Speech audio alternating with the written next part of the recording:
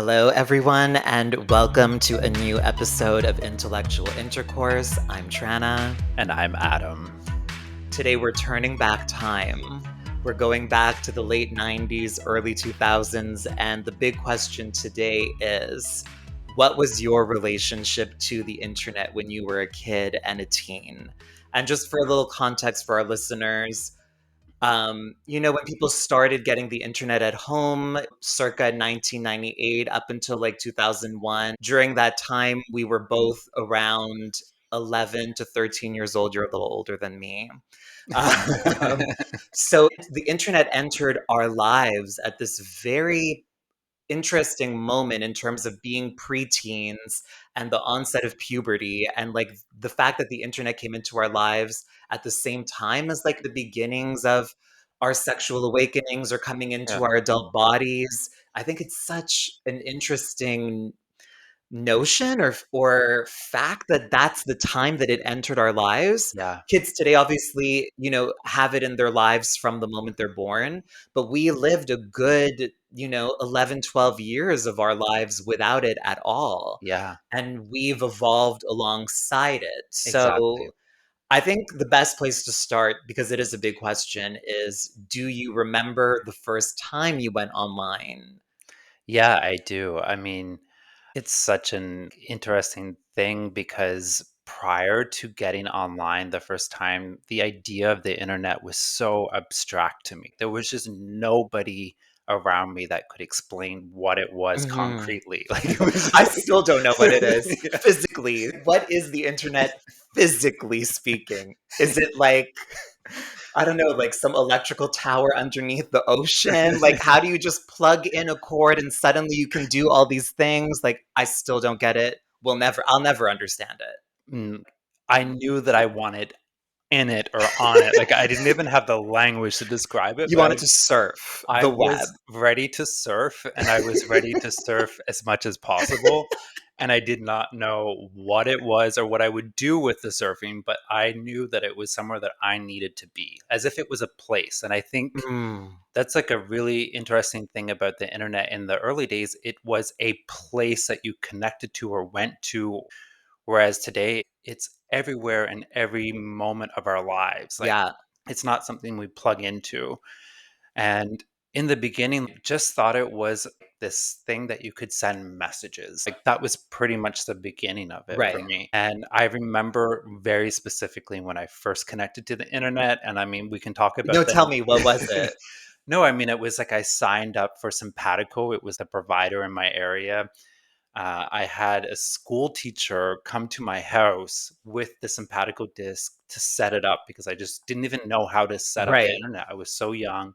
My parents had no idea what I was doing, but they agreed to allow this teacher to come in and like set up the accounts and that I could connect. And I remember her leaving the house and I was home alone and just like the dial-up sound happening, and then when it finishes and there's this moment where you're connected on Yeah. the screen, and I'm like, "I'm there, like, I've arrived."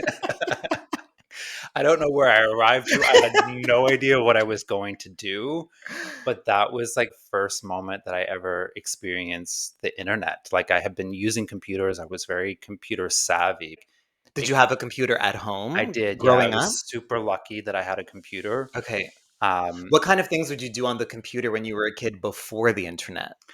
Yeah, I would do a lot of solitaire. I Okay. wasn't a big gamer, but I just liked being on the computer. I had a bunch of little games on floppy disks that I Okay. would use, and I had one that was like a paint tool or some sort Oh, of I like loved Microsoft Paint, paint. and I would just draw and organize things. I would write journal entries and save them as files. Like it was very like a solitude Right. experience, and that was pretty much all that I did. Like when I connected to the internet for the first time, I knew that my computer experience would change. I just didn't know how. Like Yeah. I didn't know the possibilities. I had to discover that myself. So exciting. What about you? I'm curious, like, do you remember the first moment you've connected? I don't remember the very first moment, but I do remember that it was at school. It Okay. was in elementary school. I must have been in the 5th grade. So this would have been like 98, Uh-huh. around there, so I was around 10, 11 years old, and our school had a computer lab. Okay. And I remember our teacher, like, showing us how to create an email address on Hotmail. Okay. I don't remember what my very first email was, but I remember one of my very early email addresses was madformc at hotmail.com. And MC stood for Madonna Ciccone because Mad for M was already taken. That was one of my Okay. early ones, but not the very first. I just don't remember what it was. So I remember creating those emails. And I remember in the computer lab also like the internet being a way for me to find out like information about Madonna. Right. Like I used to go on like the early Madonna fan sites. Yeah. I remember this early one. What was that? It was it called GeoCities? Yeah. Yeah, where people could make Sure. websites, but they were like very rudimentary. Yeah. You know what I mean? Like a lot of the type was even in Times New Roman on Mhm. these websites. But I remember this one in particular called Leo's Madonna site. And he had like a big Madonna gallery, so I could look at all of these pictures and photo shoots, and I used to print them in the computer Yeah. lab. I used to just love like just like printing Madonna pictures. Like that was my big fascination like early on. And then we got AOL at home like a few years after that. Okay. I think I was either in grade 7 or grade 8. So like 2000, around 2000, I think we got the internet at home and it was the AOL CD-ROM.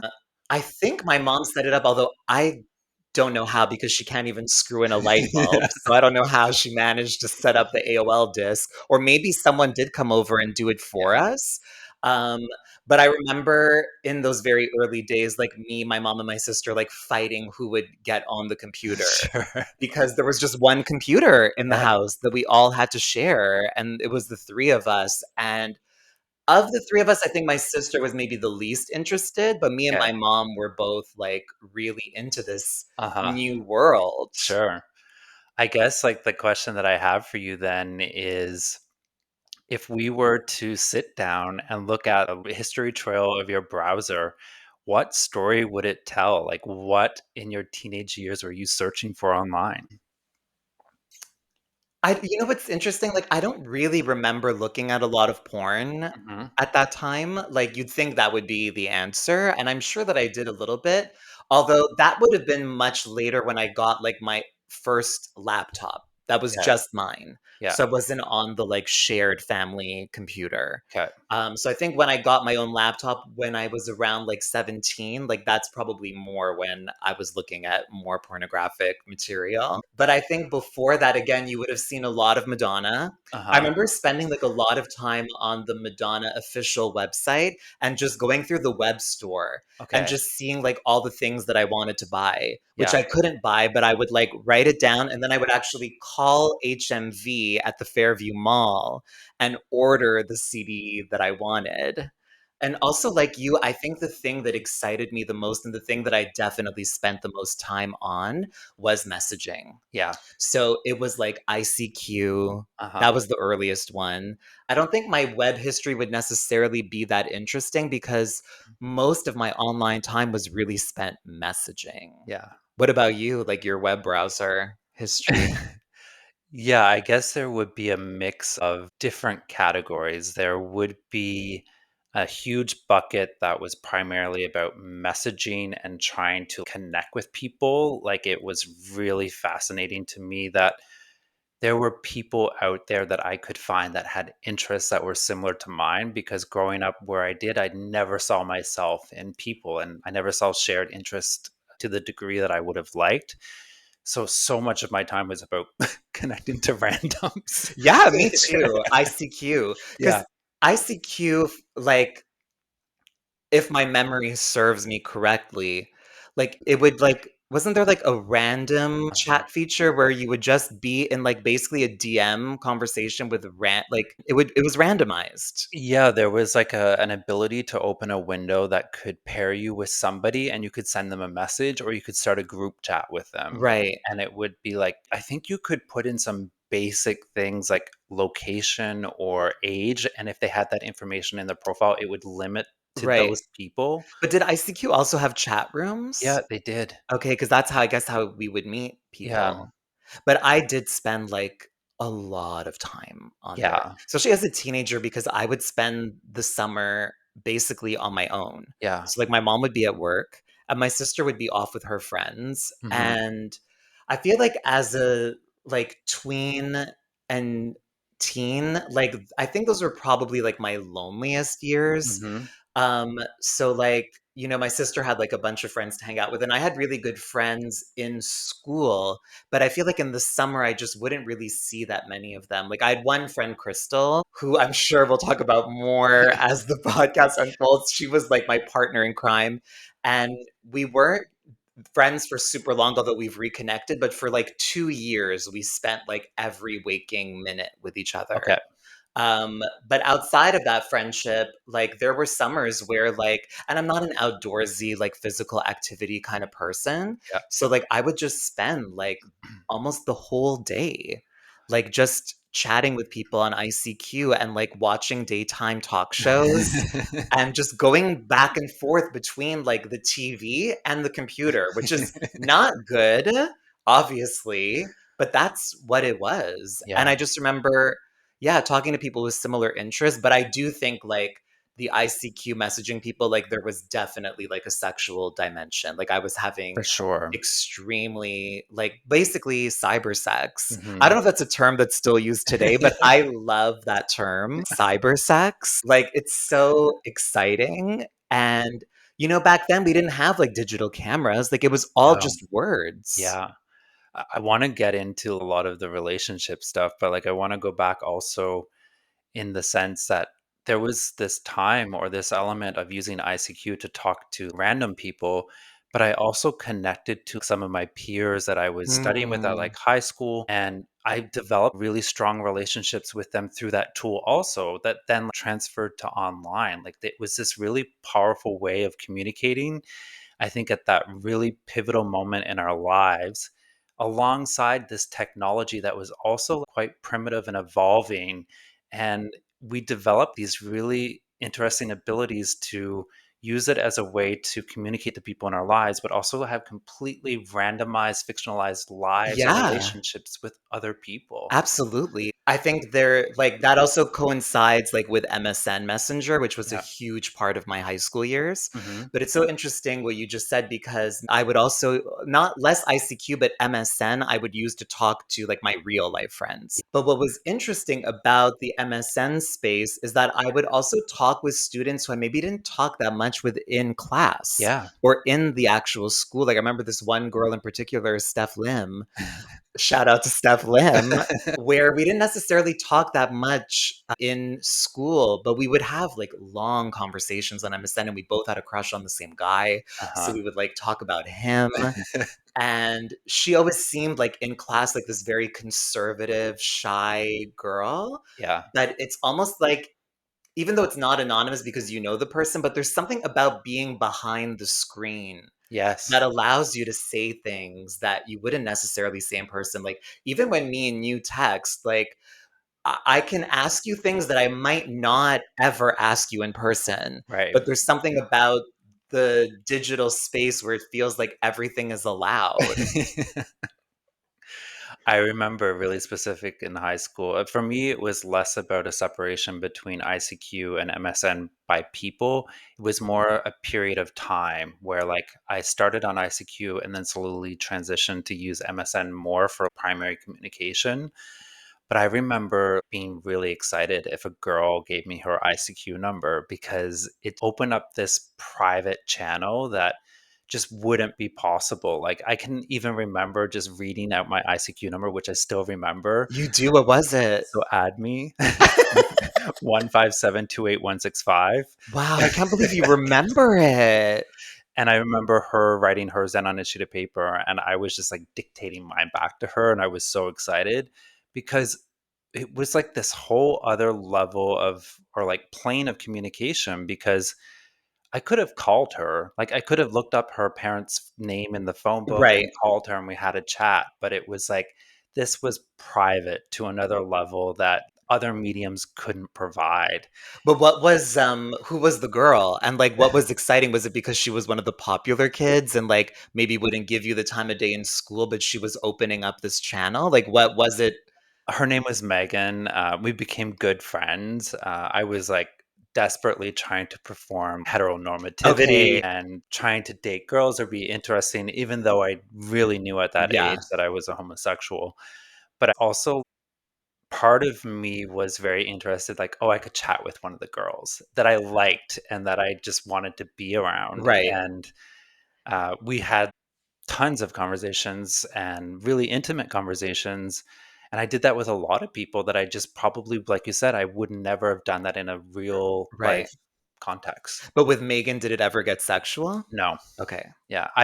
That was definitely exclusive for the randos. Did you, like, knowingly or unknowingly, like, engage in cybersex with older people or, like, adults when you were not an adult?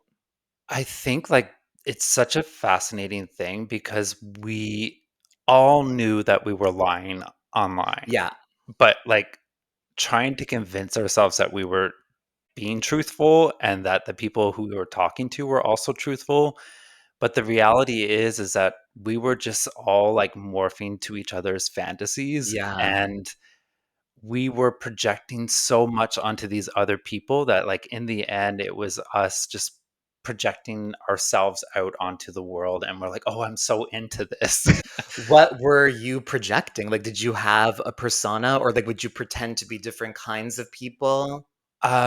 I was honestly quite truthful. I did play the game of bending the facts here and there, but I would never go to the extreme that I was completely somebody else in a Right. completely different generation. I tried that and it just like this is It's not stupid. fun. It doesn't mean anything to me, but I didn't care if somebody else was lying to me. Right. Yeah. 'Cause you just wanted what you wanted from them. Exactly. Yeah. And but I would go on full-blown relationships with Me people, like, too. it was so elaborate. I was such a cyber polyamorous, like, individual. Like, I had multiple relationships. Sometimes I would hit send on the message and then, like, get And you send it word to the wrong wrong person. person. I'm like, "Who am I talking to?" Because they just all pop up, "Uh-oh," and then you get Yeah, and another again, you message. don't even know what they look like. No. So the only distinction between them is their screen name. Exactly. And even just, like, I think, like, the appearance of their name in type, like, sort of just becomes Yeah. the image of them, or just that it can encompass all of your projections and, all of the sense of what you have of that person. Mhm. Like, it's so weird looking back on it. Yeah. I remember for me, this was probably more like grade 9, grade 10. On like, AOL had, like, chat rooms, Yeah. and I was in a Mariah Carey chat room, and I started talking to this guy from Texas who was around my age, like 15, 16. His Mhm. name was Matt, and, we had this, like, well, I mean, I don't know what to call it, but this, like, full-on relationship where, Yeah. like, I would think of him as my boyfriend, Mhm. and I'd be in class, and I'd just be thinking about him, Yeah. and thinking about what conversation we would have next. And like, I remember this one night where like I was trying to connect and the internet wasn't working and I was having a meltdown because we had agreed to meet online at a certain time. Yeah. And I'd been so looking forward to it and the fucking internet wasn't connecting. Yeah. And it felt like but I remember feeling like really upset and like sad and like anger at the fact that it couldn't connect, and it felt like I was being kept from this world, you Yeah. know what I mean? That in some ways maybe not felt more real than the real world, but was maybe equally as real, Yeah. you know? That was one of my questions. Like, when you connected to the internet, did you feel that you were connected to something bigger than you or beyond you? I think so, Yeah. because I was so deeply emotionally attached to it, Mhm. you know? But again, like, my sister wasn't. Like, Right. she never really got into it, Yeah. but I think for anyone that maybe feels marginalized or on the outside of the world that Yes. they're in, regardless of the reason, I think especially in those early days, like, the internet was for outsiders, you know? Yeah. Because all the, like, jocks and, like, the sort of typically popular people or just anyone on the inside, At that early stage, what was the internet really offering them that they Right. didn't already have? Yeah, But for us, I feel like it was offering us something that we did not have, like for this sure. ability to connect with people that share similar interests or that want to experience certain things. Like it felt very outsidery at that time.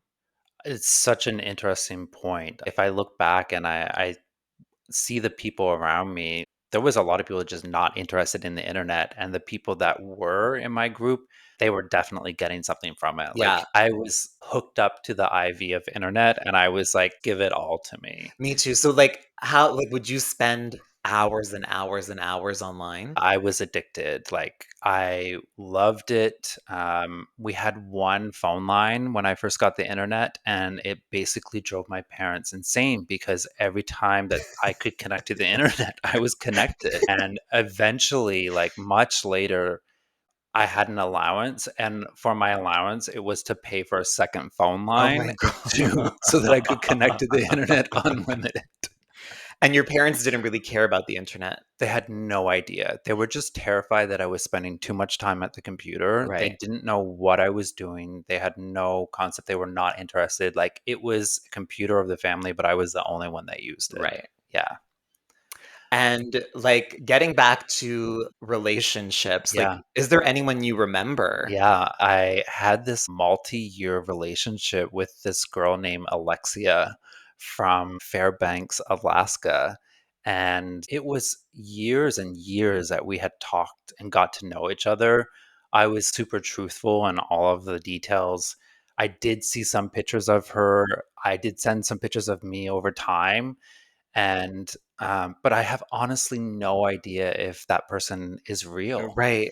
And I was even friends with her friends. Like, we would get into group chats together with her friends and we would talk and, like, And was it just a friendship, or was she under the impression that you were, like, her boyfriend?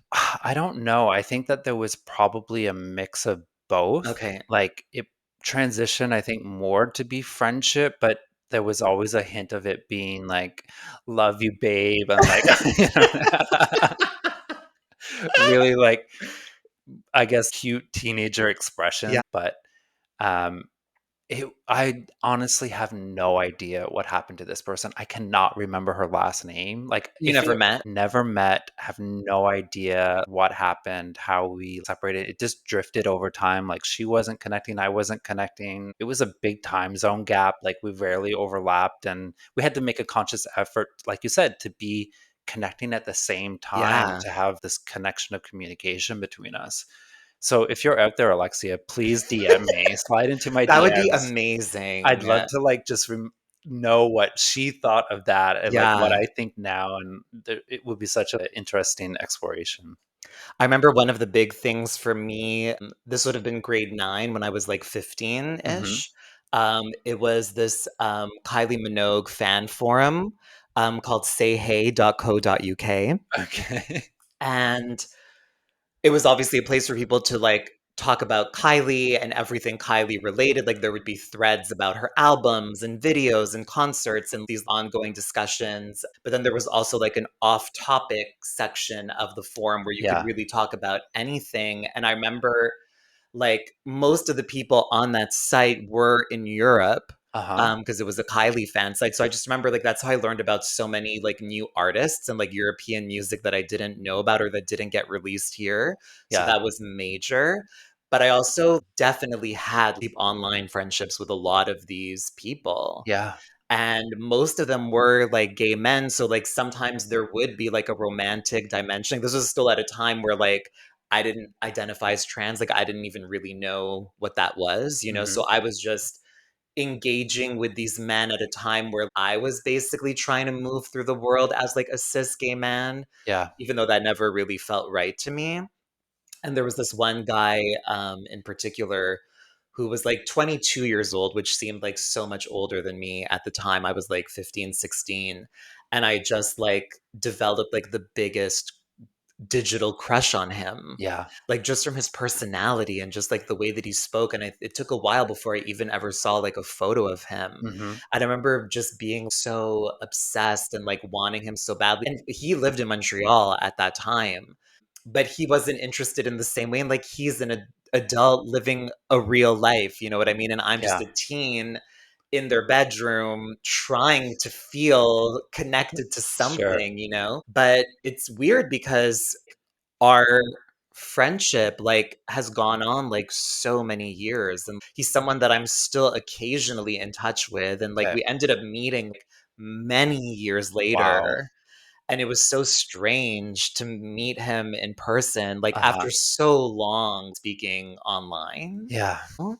I get it. It's the first relationship that I ever had as a homosexual. I was in Newfoundland and I met the person, Robert, who lived in Montreal. I was planning to move to Montreal. We had talked for almost a year before me moving here. And then we were in a relationship for 2 years when I got here. Like, wow. it was this like, What site did you meet on?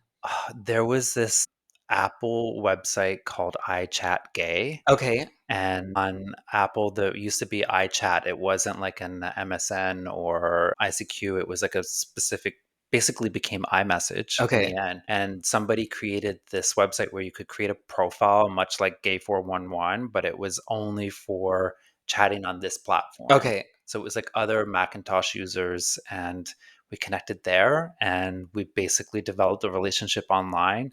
I moved here and we transferred it from online to in real life. Wow. And it lasted for 2 It years. did, yeah. So you were, like, how old at that time? I was 18 turning 19. Okay. Yeah, so it's much later, but it's just like the And idea. was he around the same age or was he older? No, he was 10 years older than Oh my me. god. Yeah.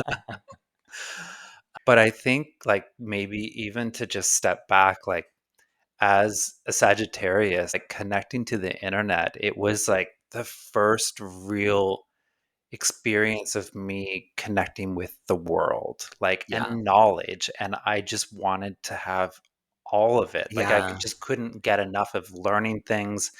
I was constantly searching topics.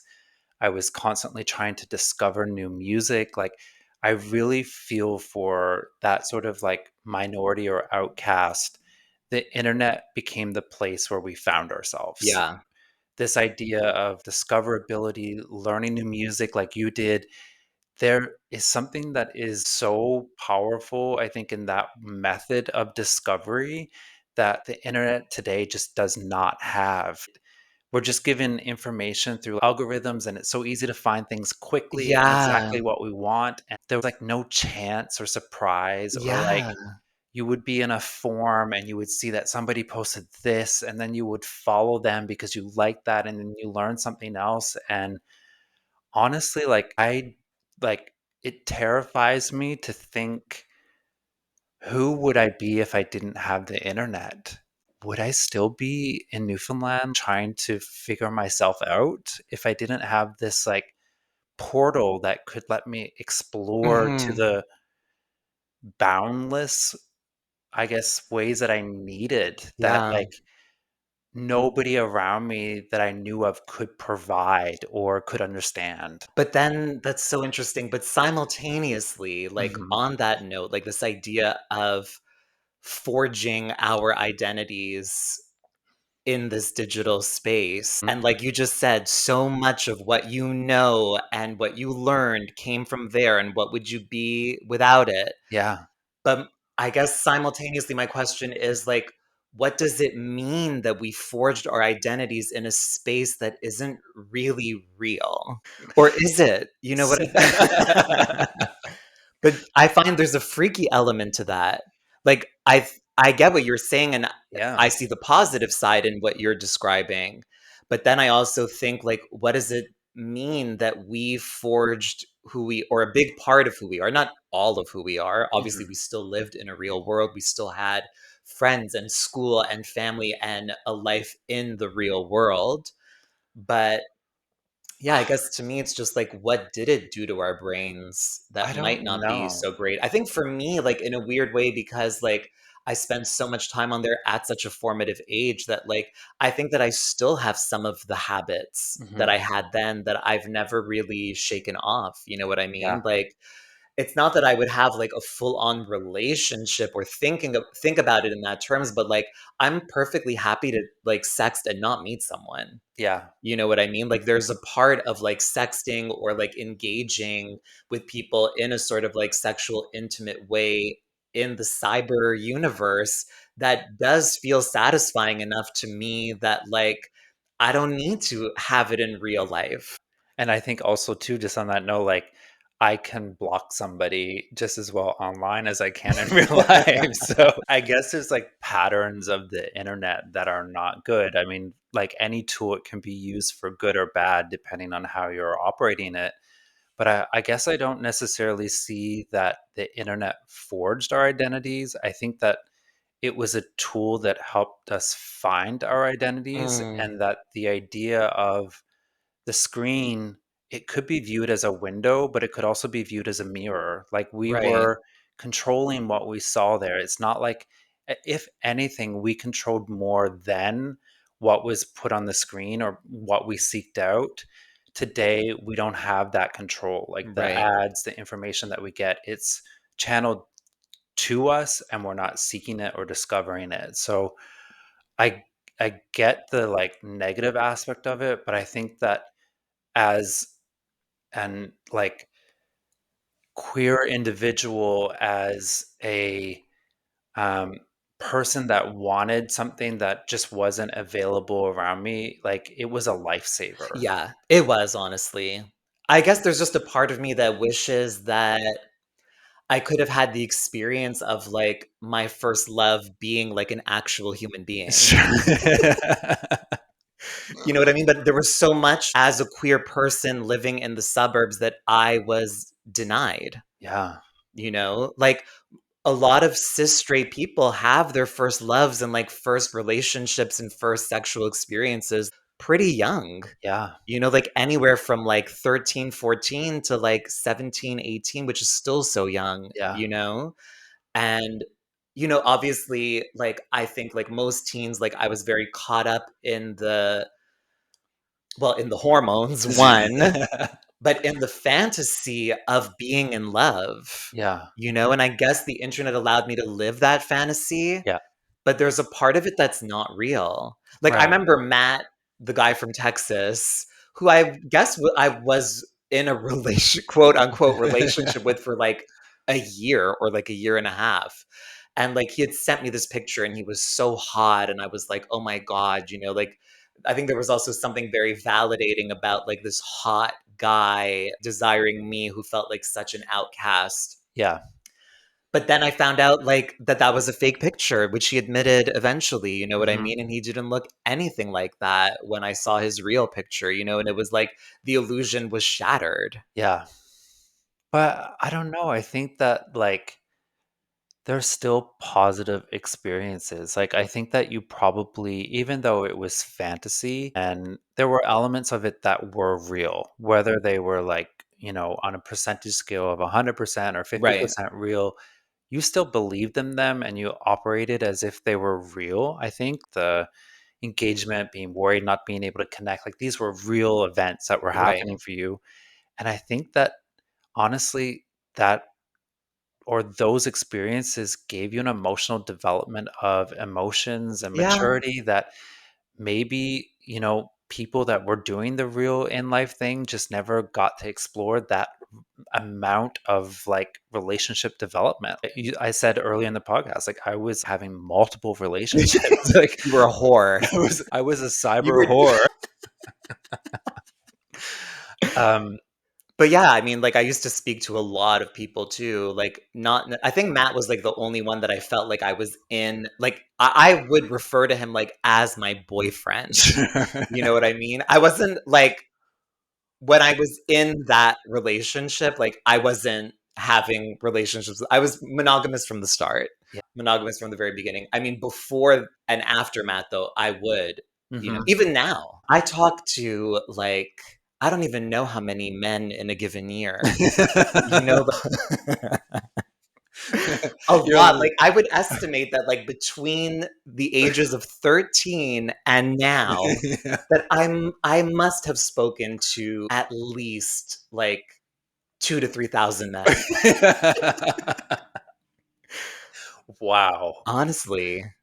I think the thing that you mentioned though is also interesting from the physical perspective of like the moment where you actually do have intercourse and sex, because I felt so out of place because like when I was in high school you would always hear about this person had sex with this Yeah. person and this happened and somebody did this to somebody, and I was like, where is this world, because I can't access it. Same, and I wanted it so badly. I don't know about you, but I wanted it so badly. Like, I don't know, I just, like I had a very sexual energy from, like, a very young age, Yeah. and I just and it was such a the idea of eventually being grown enough to experience that was something that I was just looking forward to and wanted so badly for so Hmm. long. And I guess that through the internet, it was like a way to experience that. You know what I mean? Like Yeah. the cyber sex. And then, like, a little later on, when I was maybe more like 17, 18, like getting a webcam for the first time and being able to have a different kind of cyber sex Sure. where, like, you're on video with someone Uh-huh. and you're both doing things, like that was another dimension of that felt even more Yeah. real. It was But like, there's still that distance. It's not physical. It's real, but it's not physical. yeah. And I guess you can argue, like, is something only real if it's physical? I don't know. I think that we are wired to think that way. Right. You know what I mean? I think the only person that I had shared it with was my best friend at the time, Amanda. Like, I would talk to her about Matt and Mhm. ups and downs of, like, the relationship, and I would cry over him sometimes, like anyone would over their high school boyfriend or girlfriend. But and Amanda always understood me, and I always felt very safe with her. But I think that if I were to share that with anyone else, they would have been like, "What are you doing? Yeah. Like, this is not real. Like, you don't know who you're talking to. Like, what are you doing? Are you insane?" But that's also at the time, that was a very cis hetero perspective Yeah, to, like, look at those kinds of relationships with judgment. for sure, and anybody that was outside of the internet would just not understand. Like, you Exactly. had to be an internet person to like, "Oh, yeah, this is, like, what's happening in their world and why it's important," but if I would go talk to a cousin who never used the internet, she would have no idea what I was talking about, Exactly, and like maybe would be freaked out. Be like, yeah. "What are you doing? You're Like, "What do you mean he crazy." lives in Texas? How is this ever gonna work?" Also, like, at the time, like, the idea of meeting someone was surrounded by so much danger. Yeah, it was Like, the kinda idea thrilling. yeah. I did meet someone when I was 17, this guy who was, like, 25, Okay. and I met him downtown, and it was very strange, and, like, I felt really nervous, Yeah, and, like, nothing bad happened. It was kind of like a more neutral experience, but not neutral in the sense that, like, I was nervous the entire time. yeah. Like, I was really freaked out. I was really like, "What am I doing? Like, what is this? This is crazy." And, like, again, nothing even happened. I think we maybe kissed, Yeah. but, but I just was so freaked out that I don't even have that many vivid memories. I just remember being on an escalator with him, and, like, I was a bit higher up and he was lower, and him just, like, unzipping my jacket. Okay. I have that memory in my head. I know it's very random, But we but were, like, I was terrified. we were preconditioned to be terrified, like, it was constantly being told, like, "Don't meet strangers "You'll on the die, internet." you'll be killed." Rightfully so. I mean, to some extent, yes, like, you had to be precautious, but, like, anytime that you were going to meet somebody from the internet in real life, it was a stressful event, and we Yeah. were preconditioned to be that Yeah. way. And I mean, it was in a public space, like, I didn't go Yeah. anywhere private with him, but I just remember, like, I was terrified of sex, or, like, when it was all happening around me, it was so confronting to me as a teenager because I knew that I did not wanna have sex with a woman, like, it was not a path that I wanted to take. I yeah. knew that I was interested in men, but the idea of having sex with a man was just so extreme. Like, I hadn't been out. It would, like, confirm that I was a homosexual. If somebody else knew about it, then it would get out, and there was just so Mm. much fear wrapped up in the Yeah. idea of sex. So cyber sex and even cam sex was just so liberating for me. It was like Yeah. somebody that was so far away and so removed that it could never have the impact, and it was the only way that I could actually experience my sexual Yeah. drive. And like, I lost my virginity to that first boyfriend when I came to Quebec, Robert, and we had a complete, like, erotic text, video camera relationship, and it made the transition to physical possible for me. Right. Like, I don't know if I would have been able to go from, like, nothing To that, to to that, actual sex, yeah. and it was like we transitioned, I think, later into our early adulthood of the internet was a place to, like, pre-screen or get comfortable with somebody and then Mhm. transition into real life. Like, we developed the skills as a society and as people to make that much more exciting and, like, but still have a bit of thrill. Like, Yeah. there was something dangerous about the idea of being with somebody from the internet. Well, yeah, there was for sure, but I still feel, like, a thrill when someone, like, shares a nude. You know what I mean? I think that despite being online for the past 25 years, there's still aspects of it, especially the sexual dimension of it, that I still gravitate towards and that I Mhm, still find exciting, and like you said, like, there's a part of it to me that feels liberated sometimes, like, in the sense that I can just express certain fantasies, like, either through text or images or videos mhm. that I don't have to follow up on physically, Yeah, which is sometimes like a relief, for sure. And obviously there are people that I meet where I want to have that physical experience, but there are others where like the digital experience is enough. Like I got what I needed from Mhm. it, and that's enough. There's no need for it to go further. Yeah, and it's much less dry cleaning. Well, it is, and I think like sometimes I think my reluctance first of all, like, I do have just reached a point where, like, hookups are not nourishing to me, like, I Mhm, really don't get anything out of it that I don't get from just, like, masturbating and taking care of myself, because sometimes I do feel just, like, the effort to have sex with someone is uh-huh, a lot, like, just the, like, psychological and, like, mental preparation of, like, I'm going to let this person touch my body. yeah, Like, it's a lot. I think sometimes we don't even think about that, but that's a lot, mhm. you know?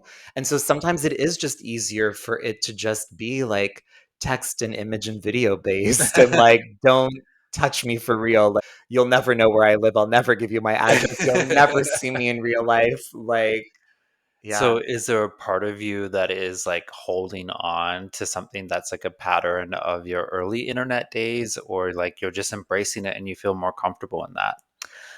I don't know how to answer that. I think that it shaped my brain in a kind of way, I think, Mhm, that I made this connection between sexuality and the digital realm mhm.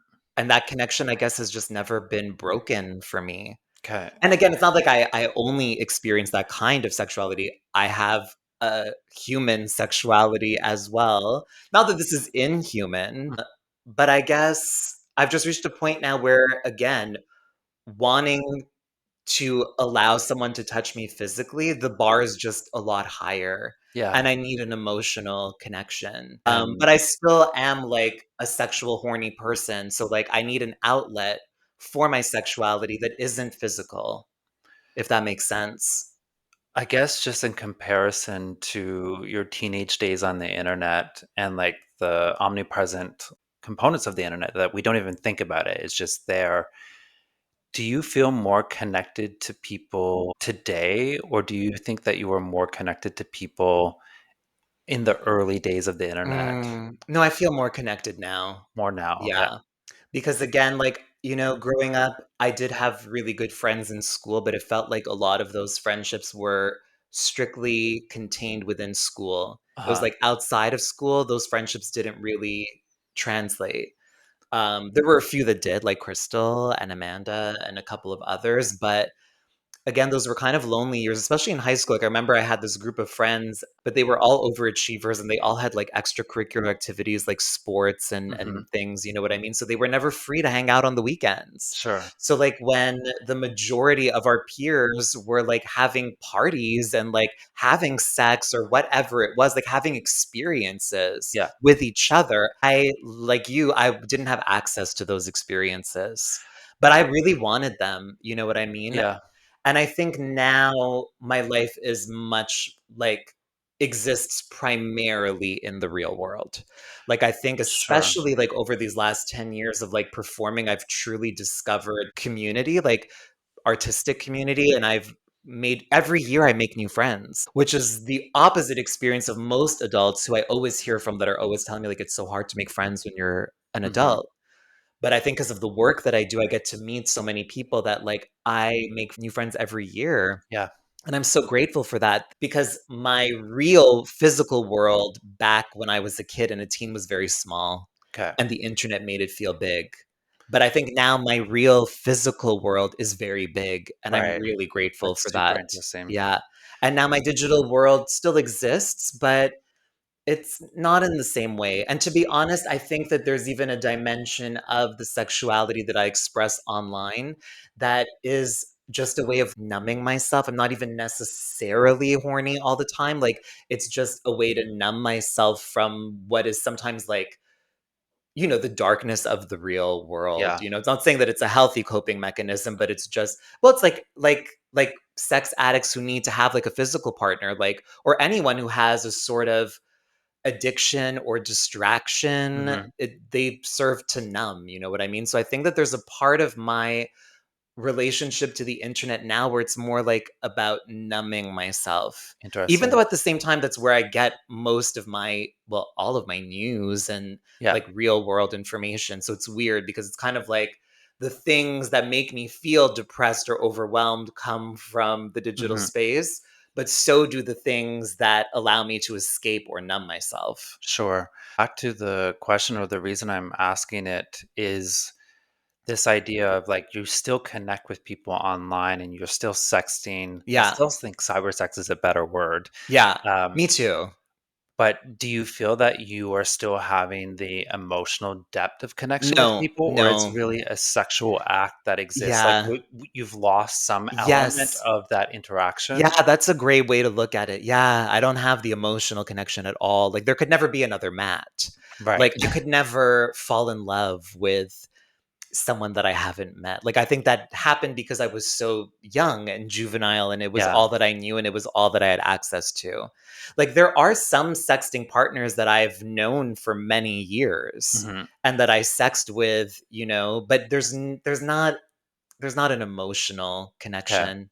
And some of And these people drop off randomly, you know what I mean? Just for whatever reason, they just I don't know, they just kind of disappear into the ether. sure. There's nothing concrete about those relationships. There's nothing actually solid or foundational. Hmm. I wouldn't say that I'm closed off to it, but I just think that if that were to happen, there would be an attempt to meet that person. Right. And if you're meeting people like in more recent time in your life, do you use the internet or like texting as a way to get to know them on an emotional level? Absolutely. Yeah. Like, and that I still need. Like, I know that there are some people on the dating apps, they want to, like, sometimes, like, someone's second message is, okay, when and where are we meeting? Right. I'm like, I need to talk to you first. I need to develop an entire narrative, an emotional chart of this relationship before we can get to the physical. I agree that sometimes you need to meet by a certain point because otherwise it's never going to happen. Yeah, there's a science There's a involved in it. science or an instinct, Yeah. of just knowing when the time has come to meet someone. Like my ex, like I met him on Hinge Hmm. and we texted. What I also really liked and what I try to do more now, especially with people that I feel like I have a good instinct about, is that I think voice messages are really key because I Hmm. think that you can sense so much of who a person is by how they speak. Yeah. So, and I know that we live in an age where people are very scared to have telephone conversations, but I think voice memos are like nice sort of in between texting and Yeah. phone conversation because I will not meet someone without having heard their voice. Okay. I won't Yeah.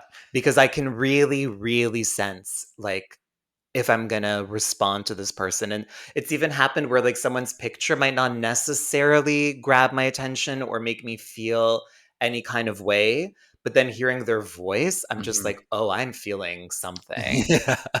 Well, the voice is such a different frequency, and you can tell so Totally. much about the person, Yeah. and But it that's why the fact that, like, again, when we were young, we were having like years long relationships with people who we never even heard their I know. voice. We were just That could having never happen relationships now. with ourselves. Yeah, basically, Yeah. just living the fantasy. Yeah. How do you think, like, your relationship to, like, the internet or online communication relationship-wise has changed? If I think about my relationship right now, getting to know each other over text was such an important part, and I think probably um, really important element of formalizing the relationship in the beginning. Like we went on a couple dates really quickly, and then I left to travel for like 3 to 4 weeks, and we just spent like an entire month getting to know each other through text and in a non-physical way, which was like such an interesting way, I think, for us to know dimensions that we just wouldn't have Right. gotten if there was a physical element involved, or it would have just taken much longer, I think. But I've struggled with the idea of the internet in my life quite a bit in the last like 5 to 10 years, primarily because I'm somebody that lives away from home. So all of my family connection and communication is through a phone, whether it's Mhm. FaceTime or text. I've worked remotely for over 10 years. So, like, all of my connections to colleagues and my work life has been all through a computer. And it's been really challenging that some points I felt that I was living more in a internet world than a real world, and I Yeah. would just become so frustrated when somebody would call me. I'd be like, I just don't want to talk to you. Like, I've been talking to my parents, I've been on Zoom calls all day with meetings. Like, I just want to be in the world and Yeah. watch a candle burn. Yeah. And it's something that I've gotten better with, but it's really worries me that, like, are we transitioning to this as a society that, like, more and more of ourselves and our identity and experience of other people will just become virtual? Yeah. I And think it's a legitimate fear. yeah, It's happening. for sure. It is. Yeah, There's and then it's such the division that it creates is such a powerful thing that has serious implications on everything, the fact that we can't unite on the simplest yeah, human truths anymore. It's in large part due to the way that the digital space, in the way that it is now, is isolating. yeah, Whereas, like, maybe when we got on for the first time, it was world expanding, but yeah, now it's world closing. exactly. That was like, I was reflecting on what we would talk about, and that was one of the big things that came up. I was like, the internet in the early days was about connecting, and now it seems to be more about isolation. Yeah, Yeah, isolation and just, like, tunnel vision, and like you said, you just see the things that the algorithm feeds you, and some people don't go beyond that. They yeah, don't think to go beyond that. So, in a way, I feel like I'm glad that I've gotten off that ship when I did. Not that I'm not still on it, but that my relationship to it is so different, and that, again, like, just that gratitude for my real world being so big now, that the internet doesn't really have that much to offer me yeah. anymore. Not on an emotional level anyway. Yeah, I don't think so either. I still use it as a tool for communication. Like, I really do love written communication Mhm. and taking the time to do something that really articulates and has the space that I think sometimes I find voice communication just can't offer, Yeah. because some things require more reflection. Yeah, for sure. And I still love the boundary of, like, the screen. Yes. It's really great that you can put something out and you don't have to deal with the reaction of the other person and Yes. still Yeah, no, I agree, that is a nice perk, Yeah. honestly. Even in high school, like, I remember sometimes getting into fights with Amanda and just, like, writing an email. But it was different then because emails still had more of a feeling of a letter Yes. back then. Yeah. It really I remember starting emails with, like, "Dear Amanda." But it's just become something totally different now. There's no romance in email No. but there was back in the beginning. Yeah, they had the essence of a letter, and I think, like, for a very long time, and I've lost some of it, texting was a written form for me. Like, Mhm. I really expected grammar and punctuation. Well, you do. You're one of the only people that I know that uses proper punctuation. You put a period at the end of all of your texts, the occasional exclamation point, which is always terrifying. I Because love your written style, text-wise, is very brutalist. So anytime you use an emoji or an exclamation point, I'm like, something is going on. And I love to sneak in a semicolon. It's like Yes. my weakness, but Whereas, like, I'm so scared of ever coming across as, brutal or blunt. So I, with a lot of people, if I'm texting or even in emails, will just try to find a way to add, like, LOL or, yeah. like, laughing face, you know what I mean? I think that texting is the most clear way that I write, or like if you want a Mm. direct answer from me, you will get it, even if you're not expecting it. Yeah. um, is there anything that we didn't talk about on the internet that you'd like to bring up? No, I think this was really illuminating. Like, I think that now that we've had this conversation, I can really see how my relationship to online life or the cyberverse or whatever you want to call it really has changed. Like, the Mhm. emotion is gone. Yeah. It's now really more of just a tool. Because again, even like for me, the sort of sexual outlet that it can provide is not emotional. I was thinking that it must be so sad to be a teenager on the internet today. Now. Like we really had the cusp of something that was like special and Yeah, that felt interesting. secretive, that felt like the wardrobe leading to Narnia. Whereas, like, now I'm definitely my happiest when I'm not on it. Yeah. And in the way that I would, like, run home to get online, now I try to avoid it. Now there's an effort in not being on it and not wanting to be on it. Yeah, we were dying to connect and now we're dying to disconnect. Yeah. It's wild. That's the perfect summary, though.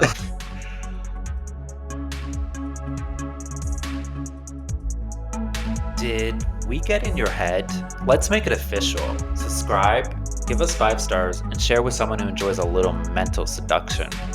Follow us on Instagram at Gotta Be Deep for more provocative pleasure. Our theme song is Wipe My Memory Clean by Fair and Isles.